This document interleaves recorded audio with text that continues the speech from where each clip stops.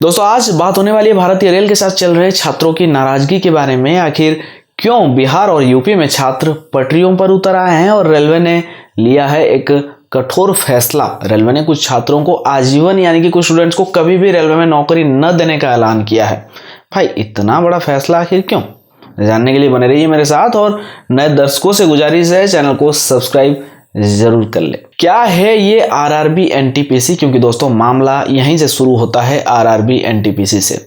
और क्या स्टूडेंट्स का इस तरह ट्रेनों को तोड़ना जलाना सही है? क्योंकि हर किसी का अपना नजरिया है, कोई इसे सही समझता है तो कोई किसी को ये जो है बेबुनियाद लगता है। आइए जरा इस पर नजर डालते हैं। दोस्तों दरअसल आरआरबी एनटीपीसी इसका फुल फॉर्म है railway recruitment board non technical popular categories, जिसका हिंदी मतलब है रेलवे भर्ती बोर्ड की गैर तकनीकी लोकप्रिय श्रेणी।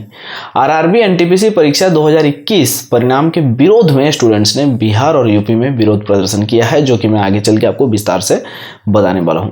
जो देखते ही देखते ये जो प्रदर्शन है वो देखते ही देखते देश के अन्य हिस्सों में भी फैल गई।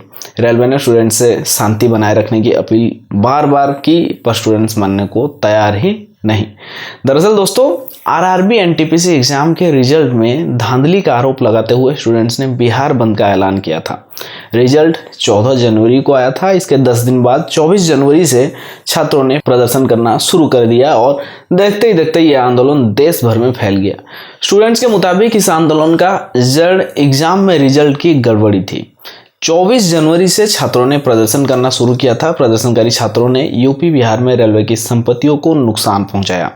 बिहार में कई जगह ट्रेनें जलाई गई, रेलवे ट्रैक उखाड़ दिए गए और छात्रों को उकसाने के आरोप में पुलिस ने बिहार के खानसर, जिनके बारे में मुझे ज्यादा कुछ आपको बताने की जरूरत नहीं है, खानसर समेत कई सारे कोचिंग सेंटर्स के मालिक और कुछ छात्रों के खिलाफ केस दर्ज किया है। उधर गुस्साए छात्रों की नाराजगी दूर करने के लिए रेलवे ने एक समिति का गठन किया है। यह कमेटी आरआरबी एनटीपीसी परीक्षा के रिजल्ट में अनियमितता के आरोपों की जांच करेगी। मैं जरा आपको यहाँ विस्तार से बता देता हूँ ये मामला कैसे दिन पर दिन बिगड़ता गया। दोस्तों दरअसल 14 जनवरी की आरआरबी एनटीपीसी का रिजल्ट जब जारी किया गया तो 7 लाख से ज्यादा छात्रों ने अगले राउंड के लिए क्वालिफाई किया। 24 जनवरी को रिजल्ट में धांधली का आरोप लगाते हुए छात्र सड़क पर उतरे। इससे पहले रेलवे ने नोटिस जारी कर कहा कि एक छात्र को अलग अलग एग्जाम में बैठने से नहीं रोका जा सकता, क्योंकि मामला कुछ इसी पर ये है, मैं आगे आपको बताने वाला हूँ। 24 जनवरी को ही रेलवे ने ग्रुप डी एग्जाम को लेकर एक नोटिफिकेशन जारी किया। इसमें बताया गया कि ग्रुप डी का एग्जाम अब 2 चरणों में होगा। इससे विवाद जो है और ज़्यादा काफ़ी तेज हो गया। 24 जनवरी को छात्रों ने सबसे पहले पटना के राजेंद्र नगर रेलवे स्टेशन पर तोड़फोड़ किया।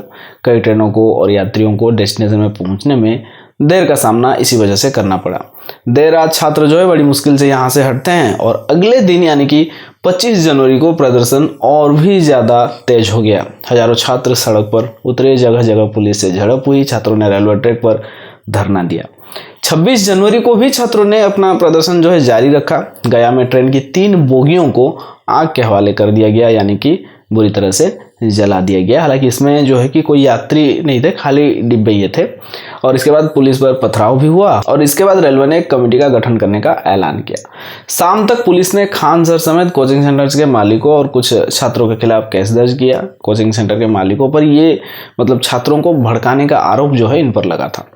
27 जनवरी को भी छात्रों का प्रदर्शन जो है वो भी जारी रहा। जगह जगह आम जनता को परेशानी की घटनाएं जो है सामने आई। रेलवे ने छात्रों से जो है संयम बरतने के लिए अपील की, पर इसका कोई फायदा नहीं हो रहा था। दोस्तों आखिर असल मुद्दा क्या है? ये पूरा जो विवाद है वो 2 परीक्षाओं को लेकर है। एक है एनटीपीसी और दूसरी है ग्रुप डी। एनटीपीसी के जरिए 35,281 पदों पर भर्ती होनी थी। इनमें से 11,000 पद 12वीं पास वालों के लिए थे। वहीं ग्रुप डी के जरिए 1,03,769 पदों के लिए वैकेंसी निकाली गई थी। इन दोनों परीक्षाओं के लिए करीब 2.5 करोड़ आवेदन आए। आप जरा समझ सकते हैं, 2.5 करोड़ आवेदन आए थे। इन दोनों परीक्षाओं के लिए 2019 में नोटिफिकेशन जारी किया गया था। मामला जो है अब आपको पूरा समझ में आएगा। 2019 में नोटिफिकेशन जारी किया गया, मार्च 2020 में एग्जाम होने थे, लेकिन कोरोना की वजह से टल गई। आखिरकार दिसंबर 2020 से जुलाई 2021 के बीच एनटीपीसी के पहले राउंड की परीक्षा हुई। इसका रिजल्ट जो है 14 जनवरी को आया, जिसमें 7,05,446 छात्र पास हुए थे।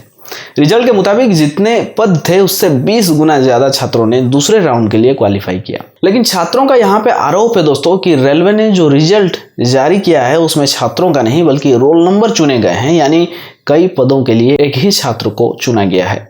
मतलब जो ग्रेजुएट है उससे भी 12वीं पास के लिए निकले पद के लिए चुन लिया गया है। छात्रों की मांग है कि रेलवे को एक पद के लिए एक ही छात्र को चुनना चाहिए। इसके साथ ही ये भी मांग है कि 12वीं पास और ग्रेजुएशन के लिए अलग अलग परीक्षाएं होनी चाहिए। हालांकि रेलवे का कहना है कि एक ही छात्र को अलग अलग जॉब के एग्जाम में बैठने से नहीं रोका जा सकता, यानी कि आप अगर ग्रेजुएट हो तो आपको 12वीं पास वाले एग्जाम देने से नहीं रोका जा सकता, ऐसा रेलवे का कहना है। दोस्तों यहाँ एक विवाद थमा नहीं था, दूसरा शुरू हो चुका था। ग्रुप डी यानी चतुर्थ श्रेणी, इसके जरिए चपरासी, गैंगमैन और ट्रैकमैन जैसे पदों पर भर्ती होनी थी। इसका परीक्षा भी अब तक हो जाना चाहिए था। इस परीक्षा के लिए एक ही राउंड का एग्जाम होता है, इसमें ज़्यादा राउंड्स नहीं होते, एक से ज़्यादा नहीं होते। परीक्षा में पास हुए तो सीधे आपको नौकरी। और एनटीपीसी के लिए 2 राउंड का एग्जाम होता है, दोनों में क्वालिफाई होने के बाद ही आपको जो है नौकरी मिलेगी। ग्रुप डी के लिए रेलवे ने नया नोटिफिकेशन जारी किया तो विवाद से बहुत ज़्यादा बढ़ गया। इसके लिए 23 फरवरी को पहले राउंड यानी कि CBT 1 की परीक्षा होनी थी, लेकिन विवाद के बाद इसे टाल दिया गया है। भारतीय रेल का यह कहना है कि कम पदों पर ज्यादा आवेदन आने से दिक्कत बढ़ गई है, इसलिए इस परीक्षा को 2 चरणों में करवाने का फैसला लिया गया। वहीं छात्रों को रेलवे के इस फैसले पर आपत्ति है, क्योंकि परीक्षा से पहले रेलवे ने एग्जाम पैटर्न ही बदल दिया, क्योंकि छात्र अब तक एक ही राउंड के हिसाब से तैयारी कर रहे थे।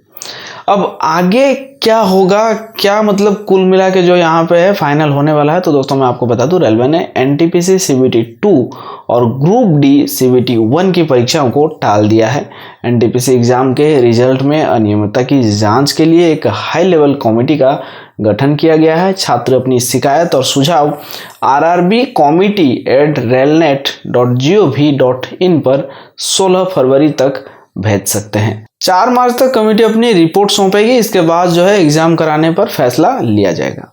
और ये जो भी कुछ अब तक चल रहा था, इन सभी चीज़ों को, यानी कि जो रेलवे की संपत्ति को नुकसान पहुंच रही थी छात्रों के जरिए से, इन सभी चीज़ों को देखते हुए एक नोटिस जारी की गई थी, जिस नोटिस में सख्त लहजे में चेतावनी देते हुए कहा गया था कि ऐसे प्रतिभागियों की पहचान के लिए जांच एजेंसियों का सहारा लिया जाएगा। रेलवे ट्रैक और रेलवे संपत्ति को नुकसान पहुंचाने वाले प्रतिभागियों पर पुलिस कार्रवाई के साथ साथ नौकरी के लिए आजीवन यहाँ ध्यान दीजिएगा, यानी कि पूरी जिंदगी प्रतिबंध लगाया जा सकता है।